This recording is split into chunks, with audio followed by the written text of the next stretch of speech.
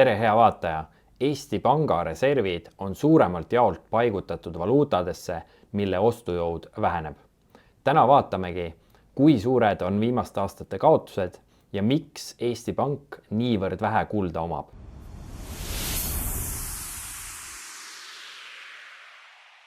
Esiteks ma tahan öelda, et minu eesmärk ei ole hinnata Eesti Panga kompetentsi, vaid siis vaadata, kas investeerimisportfelli eeldused vastavad tänase maailma reaalsusele.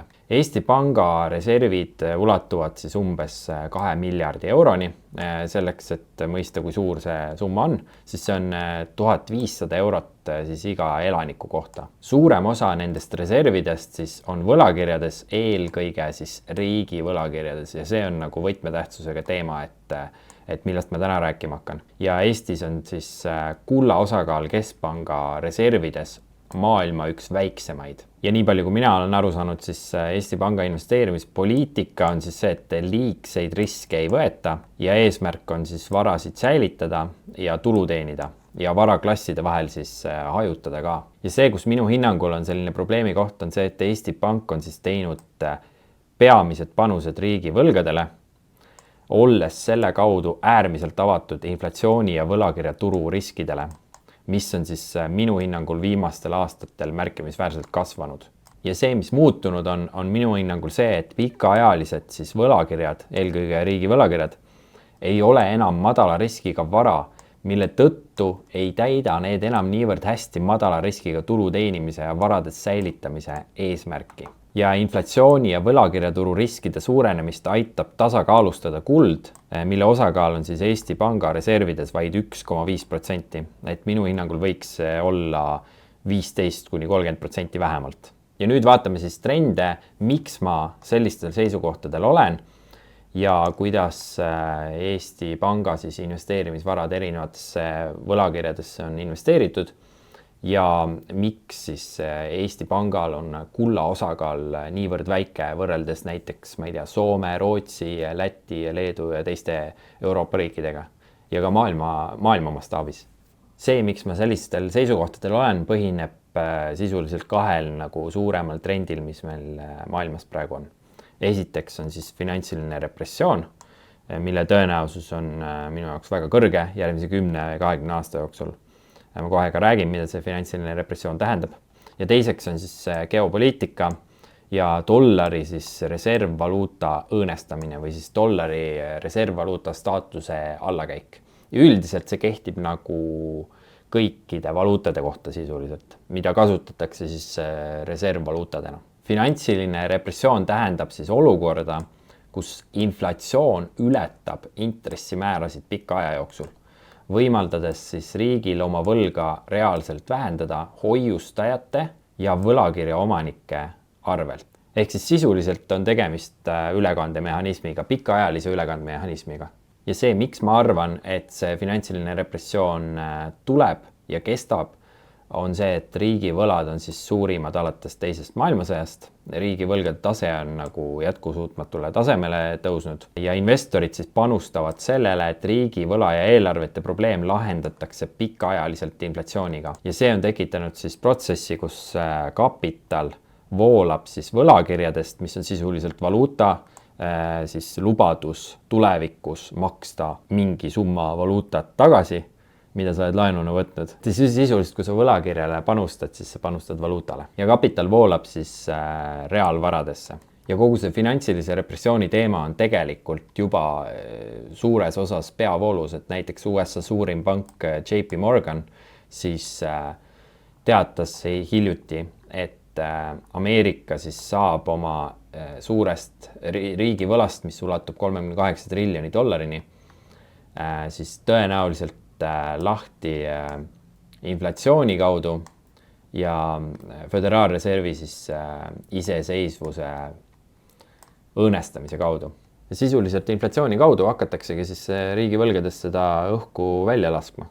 Ja JP Morgan kirjutab siis veel, et investorid peaksid kartma aeglast sihilikku ülekannet, et poliitika tegijad tolereerivad siis tugevamat kasvu ja rohkem inflatsiooni, vähendades siis reaalseid intressimäärasid mis paneb siis need võla suhtarvud langema, et võlg hakkab vähenema võrreldes majanduse mahuga, mis aitab siis seda võlga paremini teenindada. Ja aja jooksul see siis märkimisväärselt survestaks riigi võlakirjade reaalväärtust. Ja on väga palju keskpanku, kes selleks on juba ennast varasemalt positsioneerinud. Hea näide on näiteks Poola, kes on olnud viimastel aastatel maailma riikide seas üks suurimaid kullaostjaid. Ja nende asjade tulemus ongi siis finantsiline repressioon ehk siis valuutade järk-järguline devalveerimine või nende väärtuse järk-järguline lahjendamine. Ja kaotajateks selle protsessi käigus on siis võlakirjade omanikud, sest neile tagasi makstav raha on tulevikus tunduvalt vähem väärt kui praegu. Ja kes soovib teada siis, milliseks see finantsiline repressioon võiks täpselt kujuneda, siis minu arust väga hea artikli kirjutas selle kohta Nick Giambruno portaalis International Man, mida ma ka tõlkisin ja mis on leitav siis Davidi uudiste lehelt.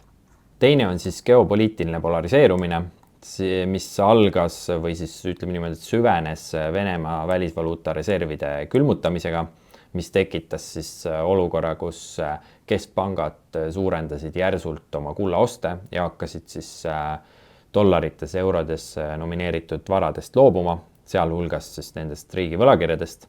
Ja selle trendi aluspõhjus tegelikult on siis arenevate turgude majandusvõimu kasv, mis toovad kaasa siis dollari ja euro tähtsuse vähenemise.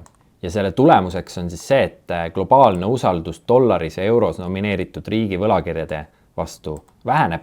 Ja seda on väga hästi näha siis, kui me vaatame keskpankade reservide allokatsiooni, et kui palju siis riigi võlgadesse paigutatud on ja kui palju näiteks kulda paigutatud on, siis viimase 10 aastaga on kulla osakaal reservidest tõusnud 10% pealt 26% peale ja dollari osakaal samal ajal kukub. Ja minu arvates tavapärane loogika, kus USA või Saksamaa riigi võlakirju ostes sai investor nii-öelda sellist riskivaba tulu, sest USA dollari ja ma ei tea, euroga ei saa ju mitte midagi juhtuda, et seal on nii tugevad majandused taga ja nii tugevad sõjaväed taga. Ja minu arvates see loogika nagu enam ei kehti. Siin graafikul on siis väga hästi seda protsessi näha, kuidas siis dollari osakaal maailma reservides, maailma keskpankade reservides siis on järjepidevalt langenud. Korraks läks pausile pärast siis koroonakriisi ajal siis. Ja nüüd on siis pärast Ukraina sõja algust see trend jällegi kiirenenud. Siin on näha siis seda osakaalu protsentides, et see on kukkunud 10 aastaga seal kuskil 58% pealt 44% peale. Ehk USA dollari osakaal globaalsetes reservides. Ja siis teisel pool on näha kulla osakaalu protsentides. Ja kulla osakaal on siis kasvanud seal kuskil 10% juurest.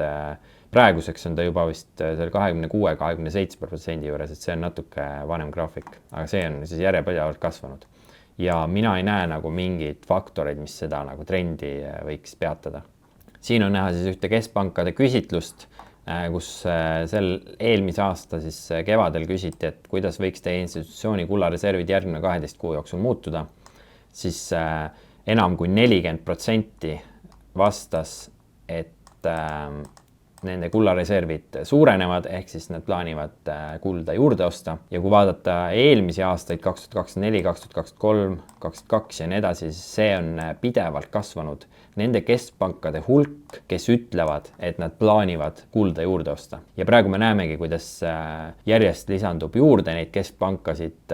Näiteks hiljuti hakkas päris suures koguses ostma kulda Brasiilia, näiteks Bulgaaria on lisandunud ja nii edasi, et see küsitlus nagu selgelt näitab, kuhu poole need trendid liiguvad. Ja sama küsitluse käigus siis küsiti, et milline saab olema dollarites nomineeritud varade osakaal reservides 5 aasta pärast siis. See aastal 2022 ütles 4% vastanutest, siis et dollari osakaal saab olema märkimisväärselt madalam, ehk siis suht väike osa keskpankadest ütles, et nad plaanivad dollari osakaalu vähendada. Siis eelmisel aastal tõusis see juba 28%-ni. Ehk siis sul ongi 2 jõudu. Keskpangad ei taha enam dollarit, eelkõige siis arenevate riikide keskpangad ei taha enam dollarit omada ja nad ostavad rekordkoguses kulda. Vaatame siis Eesti Panga investeerimisvarade struktuuri. Eesti Panga investeerimisvarad on siis 90% ulatuses kontsentreeritud just võlakirjadesse ja eelkõige siis riigi võlakirjadesse. See tähendab seda, et Eesti Pank panustab suurelt sellele, et valuutade väärtus püsib järgmistel kümnenditel stabiilsena ja võlakirjaturg jätkab siis tavapärast toimimist. Ja varad on paigutatud siis peamiselt USA, Ühendkuningriigi, Kanada, Austraalia võlakirjadesse. Võlakirjad on siis sisuliselt panus valuutale, pluss siis nende võlakirjade pealt teenitakse intressi. Et mis see võlakiri on? See on sisuliselt ju lubadus mingit valuutat tulevikus tagasi maksta, näiteks 10 aasta pärast mingi fiks summa pluss siis iga-aastane intress. Ja kui 10 aasta pärast on valuuta tunduvalt vähem väärt, kui oli siis laenu andmise hetkel, siis tegelikult kaotad päris palju. Ja keskpank siis väikest osa kulda säilitab enda sõnul ajaloolistel, mitte finantsilistel põhjustel. Ja 3 aastaga on siis reaalväärtuses kaotatud vähemalt veerand varadest ja kui vaadata tagasi, siis seda oleks aidanud vältida kulla investeeringute olemasolu, kui oleks, ma ei tea, 15, 20, 25, 30% olnud kullas. Siin Eesti Panga kodulehel on siis keskpanga reservid välja toodud. Siin on siis näha, kuidas suur osa 24% on panustatud siis Ameerika Ühendriikide valitsusvõlakirjadele, Austraalia võlakirjadele, Kanada riigi võlakirjadele, Ühendkuningriigi riigi võlakirjadele. Siis on veel riikide üleste institutsioonide ja agentuuride võlakirjad 21%, hüpoteegiga tagatud väärtpaberid, aktsiad 8% ja euroala siis valitsusvõlakirjad. Et enamus sellest potist ongi siis võlakirjadesse panustatud. Ja siin on üks huvitav kaart, mis näitab seda, et siis kui suur on erinevate riikide võlakoormus. Mida punasem on riik, seda suurem on, või mida tumedam on riik, seda suurem on võlakoormus. Ja suurimad panused ongi siis Eesti Pank teinud USA võlakirjadele, Kanada võlakirjadele, Ühendkuningriigi võlakirjadele. Me näeme siin need 3 riiki on ühed suurimad võlglased maailmas ja tegelikult see suhtarv siis võla osakaal majandusest suuresti näitab ka seda, et kas ollakse võimeline seda võlga tagasi maksma või mitte. Selle kohta ma olen eelnevalt teinud ka mitmeid videosid, et kui te vaatate YouTube'i kanalil, siis te näete detailsemalt või paremaid ülevaateid nende riikide ja riigivõlgade kohta. Eesti Pank on toonud välja siis investeerimisportfelli haldamise põhimõtted ja nendeks on siis säilivus, likviidsus ja tulusus. Ja siin kirjutab ka seda, et Eesti Panga jaoks tähendab säilivus reservide väärtuse hoidmist pika aja jooksul ja selle saavutamiseks jaotatakse portfell eri varaklasside vahel, hoides seega tänu investeeringute hajutatusele võimalikke kahjumeid teatud kindlusega vastuvõetaval tasemel.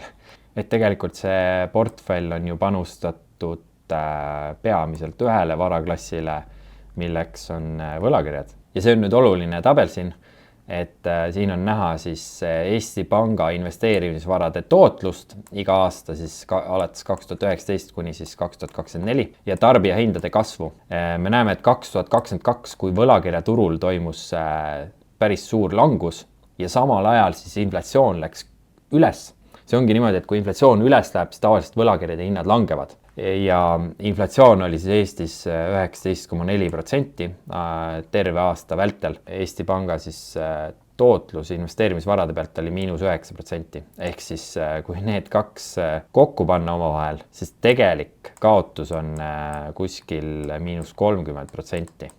Ja siin on näha 2023, kuidas samamoodi inflatsioon ületas 4%-ga investeerimisvarade tootlust Eesti Pangal ja eelmine aasta siis napilt ületati inflatsiooni. Et tegelikult selle viimase 3 aasta jooksul siis siin vahemikus on tegelikult Eesti Panga investeerimisvarade väärtus umbes 3% võrra vähenenud, kui me vaatame siis reaalväärtuses, kui me korrigeerime inflatsiooniga. Ja põhjus ongi peamiselt ju selles, et enamus varadest on panustatud võlakirjadele, ehk siis risk on kontsentreeritud võlakirjadesse. Ja kui inflatsioon kiireneb, siis kõik need kaotused on võimendatud, sellepärast et sa inflatsiooni tõttu kaotad ja samal ajal, kui inflatsioon on kõrge, siis võlakirjade hinnad kipuvad langema, mis tähendab seda, et su kaotused on võimendatud ja seda me nägimegi 2022 aastal. Ja mina arvan, et praegused trendid tähendavad, et selliseid aastaid tuleb tulevikus tõenäoliselt veel. Ja siis samal ajal meedias kirjutatakse, et Eesti Pangal oli hea aasta, et aastal 2024 siis 2023 aasta kohta, kui tegelikult kuskil 4% oli kahjum ja samamoodi siis 2024 aasta kohta. Et ühelt poolt need võlakirjad pakuvad intressi ja sa saad sealt 10 miljoneid eurosid, kui sul on, ma ei tea, 1,5 miljardit pandud võlakirjadesse, see on igati loogiline, et sa saad sealt tulu. Aga kui sul inflatsioon on hästi kõrge, siis ju tegelikult sa ei teeni kasumit. No, et see sama paralleel, et kui hinnad tõusevad poodides 20%, aga teie palk tõuseb ainult 10%, siis tegelikult teil ei ole palgatõusu olnud ju, vaid teie palk on hoopis vähenenud. Ja tegelikult ma kirjutasin ka sellest Postimehe arvamusartikli 2023. aastal, 23. mail, eks 2,5 aastat tagasi juba, et Eesti Pank peaks siis reservides asendama osa võlakirjadest kullaga. Ja kui seda oleks tollel ajal tehtud, siis praegu oleks nende varade seis nagu palju parem. Ja eelmise aasta lõpus ilmus siis Postimehes ka üks intervjuu Ülo Kaasikuga, kes saab siis alates juunikuust Eesti Panga presidendiks. Ja talt küsiti siis, kuidas suhtute kulda ja ka seda, et ega Eesti Pank ei plaani kulda juurde osta. Ta vastas sellele küsimusele, et me oleme seda mõtet analüüsinud, aga Eesti Pank tahab investeeringuid tehes olla küllaltki konservatiivne ja mitte nii palju riski võtta. Kuigi tegelikult riskid on 90% ulatuses kontsentreeritud võlakirjadesse ja valuutadesse. Ja nende eesmärk on siis vältida varade mahu vähenemist. Ja ta ütles siis ka seda, et praegu me ei leia, et kuld lisaks meile palju väärtust ja et on võimalik ka teisiti riske võttes tulu teenida. Ja siin on ka siis niimoodi vastatud, et ajalooliselt on kuld olnud väärtuse säilitaja, aga et viimase aja kiirest kulla hinnarallist ei tasu lasta end pimestada. Mulle jääb natuke arusaamatuks see pimestamise koht, et viimaste aastate kulla hinnaralli on pigem minu jaoks olnud valgustus. Eesti kullavarud on siis Euroopa ühed väiksemaid ja maailma riikide edetabelis oleme siis viimaste seas, et osakaal on ainult 1,5% kullas. Ja tegelikult, kui me naaberriike vaatame, siis neil on kullavarude osakaal kordades suurem, näiteks Rootsis on 23%, Soomes on 26%, isegi Lätis ja Leedus on tunduvalt kõrgem 14% ja 11% ja Poolas on 26%, et Poola on olnud viimastel aastatel üks suurimaid kullaostjaid ka maailma keskpankade seas. Ja siin on veel graafikuna välja toodud võrdlus, et Eesti Pank hoiab tunduvalt väiksemat osa investeerimisvaradest kullas kui lähinaabrid. Ja me näeme, kuidas siis Soomel 22%, Poolal, Rootsil ja nii edasi. Ja siin on siis ka tonnides välja toodud, palju erinevatel riikidel on. Et meil on ainult siis, Eesti Pangal on siis 256,6 kilogrammi kulda. 90-ndatel müüs Eesti siis enamus kullavarudest maha.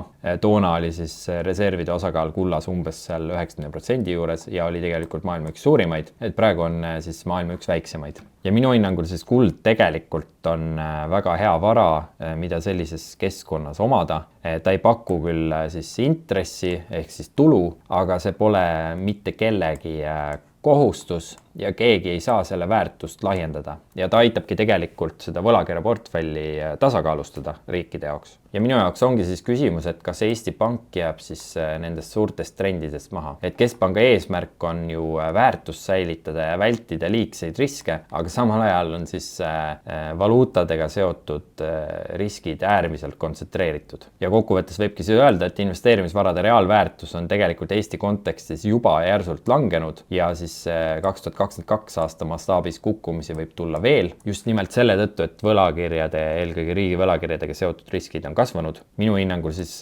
kuld aitab võlakirjadega seotud riske tasakaalustada, et kulla hind küll kõigub, aga võlakirjad võivad samuti kaotada suure osa oma väärtusest. Ja minu jaoks küsimus ei ole selles, et kas kuld on ideaalne vara. Küsimus on selles, kas selle ignoreerimine on mõistlik. ja minu arvates siis 2020-ndatel alanud trendid niipea ei pöördu ja on oht, et Eesti saab nende protsesside lahti rullumisel palju tugevamalt pihta kui teised riigid. Ja selle teema nagu võtab kokku see, et meil on olnud Euroopa kõige kõrgem inflatsioon ja samal ajal meil on olnud siis Euroopa ühed väiksemad kullavarud. Kirjuta kommentaaridesse, mis sina sellest teemast arvad. Aitäh seda videot vaatamast ja näeme juba järgmisel korral.